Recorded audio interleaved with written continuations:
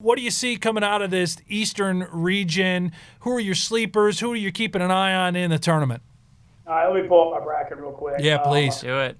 Give the people what they want. The people are looking for tips as far as their bracket pools are concerned. So like Brent said, any sleepers that you're feeling for making that deep run, that Sweet 16, that elite run, feel free to throw some out. Okay, I'll just run through some of my tips and thoughts. So that bracket, I like Florida State a lot. I think they're in a great spot in that 4 seed. I don't think UNC Greensboro can match up with them. I think Colorado and Georgetown's a pretty weak 5-12 matchup. Georgetown's going to be a big upset pick because the momentum they have out of the Big East tournament. I kind of think Colorado's going to take care of them. I think Georgetown's going to be a really public underdog. And I also just think Florida State can beat, I think they can beat Michigan. I mean, they've lost to them in the Elite Eight a couple of years ago.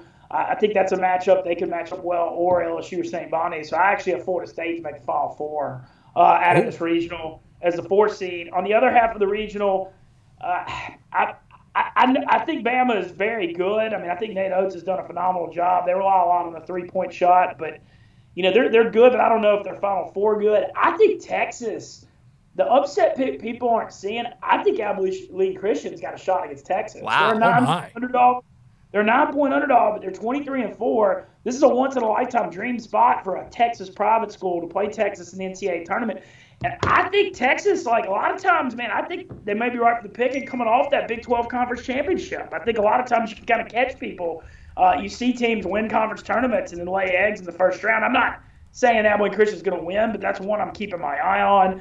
That Michigan State, I know that they're not near as good as they usually are, but they got a great draw with UCLA and possibly BYU for Izzo to do his traditional randomly get them to the Sweet 16. I think that might be in play in this bracket as well. Yeah, the public is always clicking on the 9-point favorite in a 3 versus 14 matchup, especially when that 3 seed just won the Big 12. And the public will be all over Texas, but with that line just at 9, that is certainly concerning. Okay, take us to the West, Mintzy. Can anybody beat Gonzaga in that region?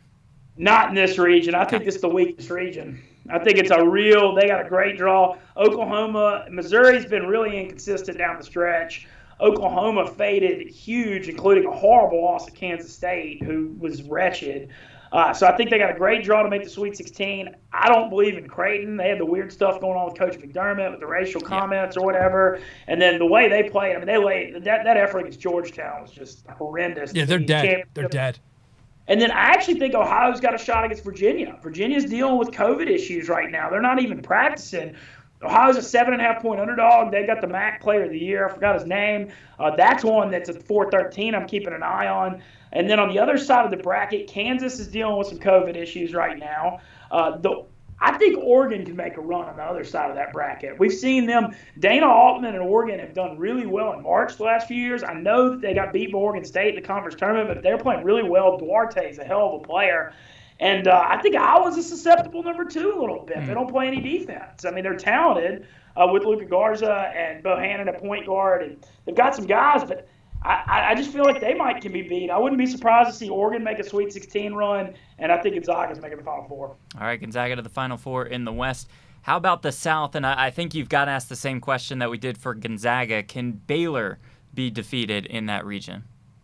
The thing with Baylor, the COVID thing that hit them was really late in the season, and even though they got the big road win at West Virginia in overtime, they have not been the same coming out of it. They were beating Big 12 teams by an average of 24 points a game in a tough league before that. Mm-hmm. And, you look at their performance in the Big 12 tournament, I mean, really sluggish effort to barely beat Kansas State, lost to Oklahoma State. Maybe that could be a motivating factor. I do think they come out and murder a horrible Hartford team. Even at 26, I think they cover that. But either North Carolina or Wisconsin second round, I kind of think it's going to be Carolina, will be a very, very tough test for them. I still think they can get through it, but it's not going to be a joke. Villanova is a week 5, especially after Gillespie's out for the year, one of their best players. Winthrop's only got 1 loss. Winthrop's going to beat them. Mark it down. Winthrop's going to beat Villanova. Yeah, that's one I'm watching for. And I'm also watching North Texas Purdue. This is a team, the over-under's 126.5 in this game. I mean, this is one of those games that somebody could win 58-54. They could go either way. They both play low-scoring games. I think the Mean Green got shot. Yeah, I'm with you there. Let's go to the Midwest. This is Illinois. I've been on them all year, man. Early in the season, I told Jeff, we're betting Illinois to win the whole goddamn thing. I love this team. I think Ayo DeSumo is now just going to play lights out now that he's back, a little more comfortable in that mask. Kofi, the old Cockburn, he is the biggest player in the league. Nobody can stop him in the middle. I love this team. Walk us through the Midwest. What do you got your eye on?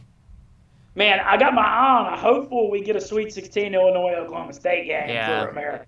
Because I don't understand. So the seeding thing, I think it's a similar situation to college football where everybody turns in their Heisman ballots before the conference championship games. The damn committee doesn't even look at these conference tournament performances. I mean, you're telling me Oklahoma State's a 4? That's crazy.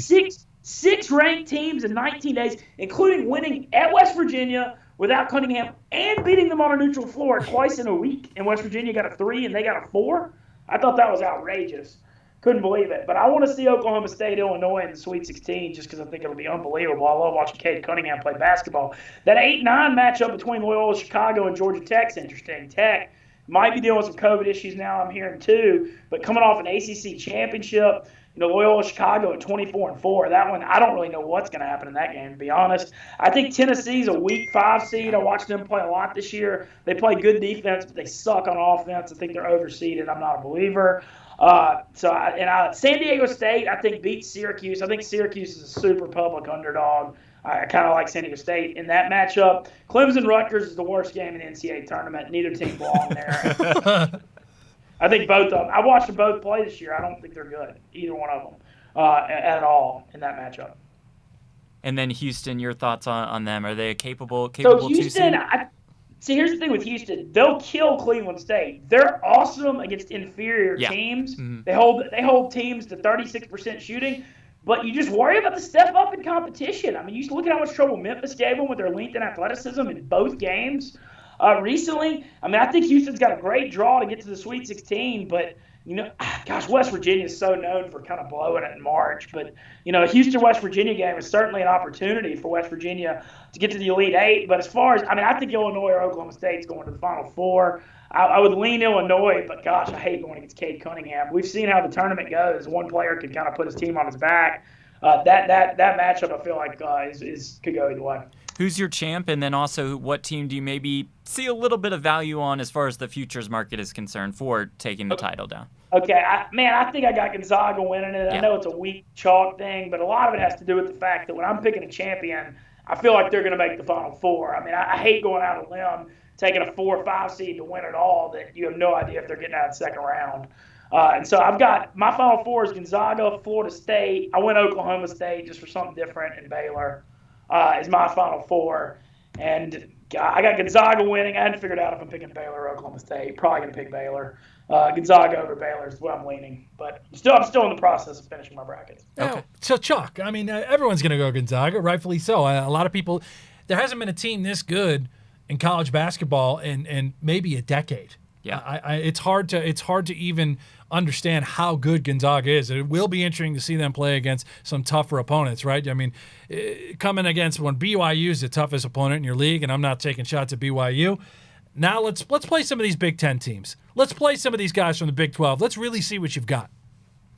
Yeah, and part of me, though, I'll say this. Baylor and Michigan both look so vulnerable because they both had peaked, and it seems like they're struggling going in. And it's a hard thing to gauge and read. They both have a ton of talent. Michigan, as you mentioned, the Livers injury is just huge. Yeah. It's a big knock on them.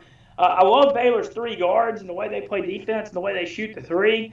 But man, it's just concerning how they played going in.